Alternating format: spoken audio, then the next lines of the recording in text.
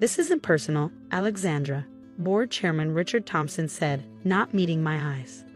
The allegations about your mental health and emotional outbursts are concerning. The board feels Carol would provide more stable leadership.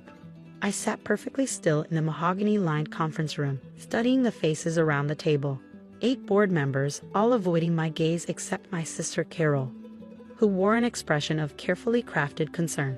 Of course, she said softly, reaching for my hand. I hate that it's come to this, but you need time to focus on your health, Alex. I pulled my hand away, feeling the weight of my phone in my jacket pocket. My health, I repeated. How thoughtful of you to be so concerned. My name is Alexandra Chen, and at 35, I was being ousted as CEO of Chen Technologies, the company my father built and had helped grow into a billion-dollar enterprise. My younger sister Carol had spent months orchestrating my downfall, spreading rumors about my mental state, fabricating stories about angry outbursts, and convincing the board I was unfit to lead. What she didn't know was that I'd seen it coming. We'll need you to clear out your office today, Thompson continued, sliding a manila envelope across the table. The severance package is generous. Your shares will be purchased at market value. I picked up the envelope without opening it. And if I refuse? Carol's perfectly composed expression flickered. Alex, please don't make this difficult. The board has made their decision. Based on your testimony, I noted, watching her closely. Your concerns about my stability. And the incidents reported by multiple employees, Thompson added quickly. The outburst in the development meeting, the aggressive emails, the erratic behavior. Interesting, I said, finally reaching for my phone. Would you like to know what really happened in that development meeting? Carol's hand twitched toward her water glass. We don't need to rehash. Actually, we do. I placed my phone on the table and pressed play. Carol's voice filled the room. Listen, Mark, I need you to back me up on this. Just tell the board that Alex lost it during the meeting. Screamed, threw things. Make it convincing. Don't worry about proof. Once enough people tell the same story, it becomes the truth. The recording continued, revealing Carol methodically planning my destruction, coaching employees to lie, fabricating evidence, manipulating board members. The color drained from her face as her own words exposed her scheme. Thompson's mouth hung open slightly, while other board members shifted uncomfortably in their chairs. There's more, I said calmly, stopping the playback. Emails, text messages, video footage from my office security camera showing Carol planting evidence in my desk. Would you like to see those too? This is taken out of context, Carol stammered, her composure cracking. I was trying to protect the company. By destroying your sister, my father's voice cut through the room. Everyone turned to see him standing in the doorway, leaning on his cane. Dad, Carol began, rising from her chair. You're supposed to be resting. I've been resting for 2 years, he said, moving slowly into the room. Watching, listening, seeing what you've become. 6 months ago, our father had suffered a stroke. He'd stepped down as chairman, handing control to Thompson while maintaining his majority shareholding. Everyone had assumed he was too weak, too disconnected to notice what was happening in his company. Everyone was wrong. Richard, my father addressed Thompson directly, you've known me for 20 years. Did you really believe my daughter, my chosen successor, was mentally unstable? Or did you just find it convenient to believe Carol's lies? Thompson's face reddened. John, the board had concerns. The board had ambition, my father corrected. And Carol played to it perfectly. But did any of you bother to verify her claims? To question why Alexandra's supposed instability only surfaced after she blocked Carol's attempted hostile takeover of our Asian division? A heavy silence fell over the room. 3 months ago, I discovered Carol's secret plan to spin off our Asian operations into a separate company, one she would control. I'd shut it down immediately, protecting thousands of jobs and our family's legacy. That's when the rumors about my mental health had started. You don't understand, Carol said, her voice rising. She's going to destroy everything you built, Dad. Her ideas about sustainable technology, ethical AI. They'll cut our profits in half. They'll secure our future, I countered.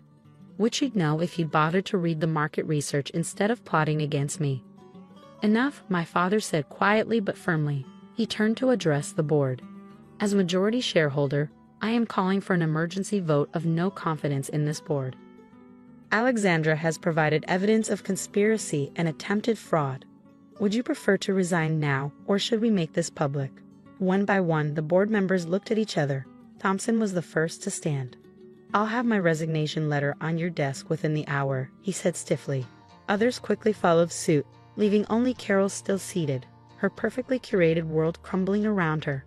How long? She asked, finally looking at me. How long have you been recording everything? Since the day you tried to access my private medical records, I replied. Do you really think I wouldn't notice?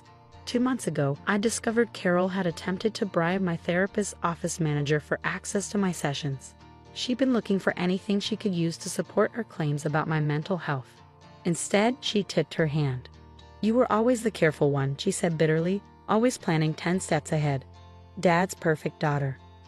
No, our father corrected. She was the responsible one. The one who understood that leadership isn't about power, it's about protection. Protecting our employees, our legacy, our family. Family? Carol laughed sharply. Is that what we are? When was the last time either of you saw me as anything but a threat? When was the last time you gave us a reason not to? I asked quietly. The question hung in the air between us, heavy with years of competition, jealousy, and broken trust. My phone buzzed. A text from Grace, my head of security. Police are here. Should I send them up?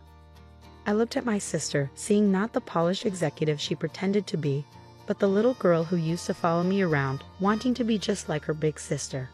The police are here, I told her softly. The evidence of fraud and conspiracy is substantial. You're facing serious charges. You do that, she whispered. You'd send your own sister to prison. You tried to destroy me, Carol. You manipulated people into lying, falsified documents, attempted to access private medical records. What did you think would happen? Our father moved to stand between us. There might be another way, he said carefully, if Carol agrees to certain conditions. I studied my father's face, seeing the weight of his decision in his eyes. Despite everything Carol had done, he was still trying to find a way to save her. What conditions? Carol asked, her voice small. Complete resignation from Chen Technologies, he began. Surrender of all shares. A signed confession of your actions, to be held in trust. And most importantly, mandatory therapy. Real therapy, not the kind you fabricated about your sister. Carol's perfectly manicured hands clenched in her lap. You want me to give up everything? No, I corrected. We're offering you a chance to keep your freedom. The evidence I have. Carol, you'd be looking at serious prison time. A knock at the conference room door interrupted us. Grace, my head of security, stepped in. Ms. Chen, the police are waiting in the lobby. Should I tell them to proceed? I held Carol's gaze, watching the reality of her situation sink in. All her careful planning, her manipulations, her schemes, they had led her here, to this moment of truth. Give us a minute, Grace, I said, not breaking eye contact with my sister. After Grace left, Carol seemed to deflate, her polished exterior cracking completely. Why did you do it? I asked, the question that had been burning inside me for months. Really, Carol? What made you hate me so much? Hate you? She laughed bitterly. I don't hate you, Alex. I wanted to be you. Dad's golden child, the brilliant successor, the one who could do no wrong. Do you have any idea what it's like living in your shadow?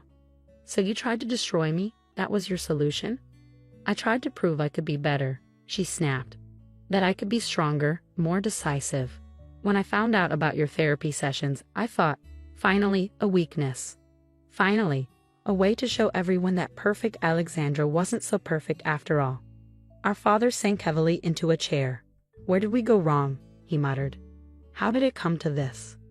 I thought about all the signs I'd missed over the years. Carol's increasing resentment, her desperate attempts to prove herself, the way she'd gradually isolated herself from the family. The confession. I said finally, everything.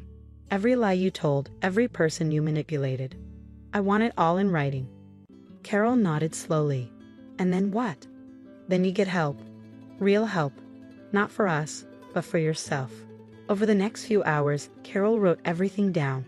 A 20-page document detailing her elaborate scheme to discredit me. The employees she'd bribed or coerced, the evidence she fabricated, the board members she'd manipulated. When she finished, her hands were shaking. What about the police? I'll handle it, our father said. But Carol, this is your last chance. If you break these conditions, if you try anything like this again. I understand, she whispered. After she left with our father, I sat alone in the conference room, looking at the city skyline through the wall of windows. The recording that had saved my career was still on my phone, along with dozens of others. Conversations, meetings, proof of every lie and manipulation. Grace came in with coffee. The board members are all gone. Their resignation letters are on your desk. Thank you. I took the coffee gratefully. Any word from the development team about the Sustainable Tech Initiative? They're waiting for your go-ahead.